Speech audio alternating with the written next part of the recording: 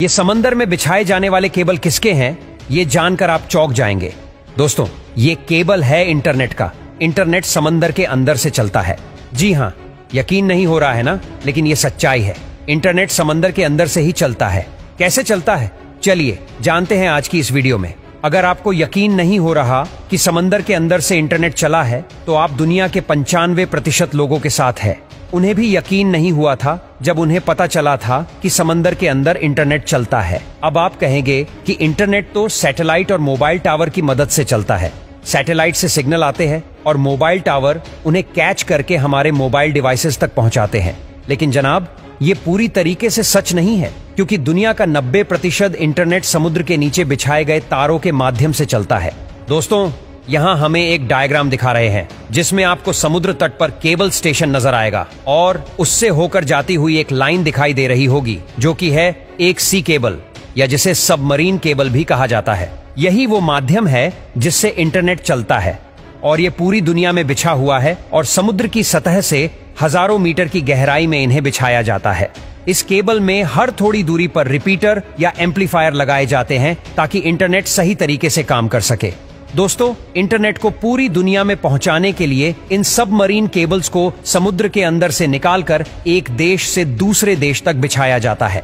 जब आप मोबाइल या कंप्यूटर पर ऑनलाइन कोई गेम खेलते हैं, तो आपके साथ कई और लोग भी जुड़ जाते हैं जो आपसे कोसों दूर रहते हैं, लेकिन आप उनके साथ रियल टाइम में गेम खेल पाते हैं। ऐसा ही कुछ सिस्टम इंटरनेट का है। दुनिया में कई सर्वर्स है जिन्हें आपस में जोड़ने के लिए इन सबमरीन केबल्स का सहारा लिया जाता है, और जब ये सर्वर आपस में जुड़ जाते हैं तो इनमें आसानी से डाटा ट्रांसफर होता है और इंटरनेट स्मूथली चलता है। इस पिक्चर में आपको एक एम्पलीफायर दिखाई दे रहा होगा।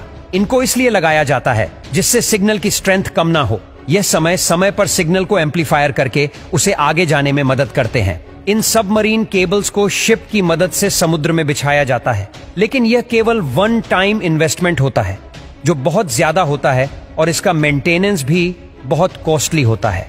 अब दोस्तों, समुद्र में केबल की सुरक्षा के लिहाज से इस केबल को कभी अकेले नहीं बिछाया जाता, बल्कि इसे 2-3 के ग्रुप में बिछाया जाता है। समुद्र में कभी कोई हादसा हो सकता है।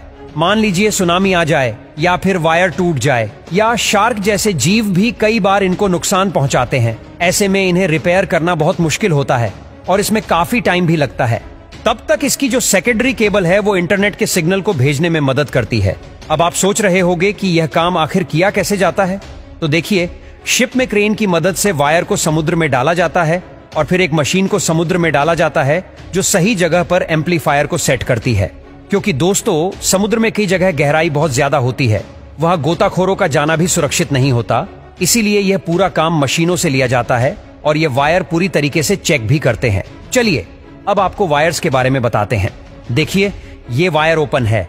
इसमें आपको कई सारे वायर दिखाई देंगे। यह फाइबर वायर है। इसके ऊपर पहले रबर की कोटिंग है, फिर इसके ऊपर स्टील की कोटिंग है। इसके ऊपर काफी सारी कोटिंग्स की जाती है क्योंकि ये वायर को सुरक्षा और स्ट्रेंथ देते हैं। और दोस्तों, ये जो 100 से भी ज्यादा वायर आपको नजर आ रहे हैं, इन्हें ऑप्टिकल फाइबर बोलते हैं और यही वायर इंटरनेट के सिग्नल को लेकर जाते हैं। और ये एक वायर 100 MBPS के डाटा को ट्रांसफर कर सकता है। लेकिन आजकल जो केबल आ रही है वो तो 1000 MBPS 1000 MBPS तक का डाटा ट्रांसफर कर सकती है। दोस्तों, इन्हीं केबल्स से दुनिया के सारे सर्च इंजन का डाटा एक जगह से दूसरी जगह ट्रांसफर होता है। लेकिन इतनी सुरक्षा के बाद भी अगर कभी कोई वायर डैमेज हो जाता है तो फिर गोताखोर समुद्र में जाकर इसे रिपेयर करते हैं। आपको बता दें कि ये एक वायर लगभग 25 साल तक काम कर सकता है और इसीलिए इतने समय तक समुद्र के अंदर रहने पर इसमें काई वगैरह जम जाती है।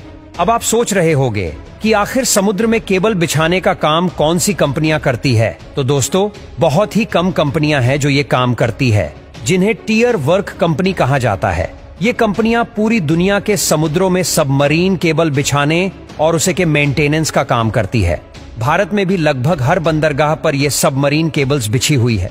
भारत में सबमरीन केबल का सबसे बड़ा जंक्शन मुंबई में है और वो पूरी दुनिया के साथ जुड़ा हुआ है।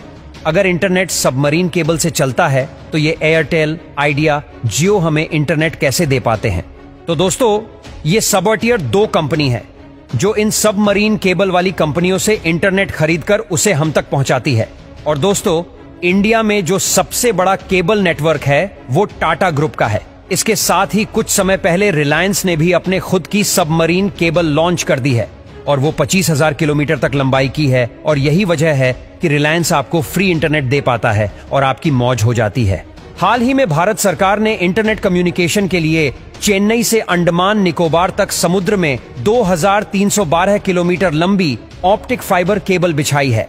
इस submarine optical fibre cable connectivity परियोजना का शुभारंभ पीएम मोदी जी ने 2018 में किया था और इसका लोकार्पण भी इन्हीं के हाथों हुआ। इस लॉन्चिंग के साथ ही एयरटेल ने द्वीप में अल्ट्रा फास्ट 4G सर्विस शुरू कर दी है। इसी के साथ एयरटेल इस द्वीप में अल्ट्रा 4G सर्विस लॉन्च करने वाला देश का पहला मोबाइल ऑपरेटर बन गया है। इसके अलावा रिलायंस इंडस्ट्रीज की टेलीकॉम सब्सिडियरी रिलायंस जियो भी बढ़ती डाटा मांग को पूरा करने के लिए भारत केंद्रित इंडिया सेट्रिक सबसे बड़ी अंतरराष्ट्रीय सबमरीन केबल सिस्टम का निर्माण कर रही है। दोस्तों, अब वो दिन दूर नहीं जब हो सकता है कि दुनिया के कई देशों की तरह हमारे देश में भी इंटरनेट हमेशा के लिए फ्री मिले और वो भी 5G की स्पीड से।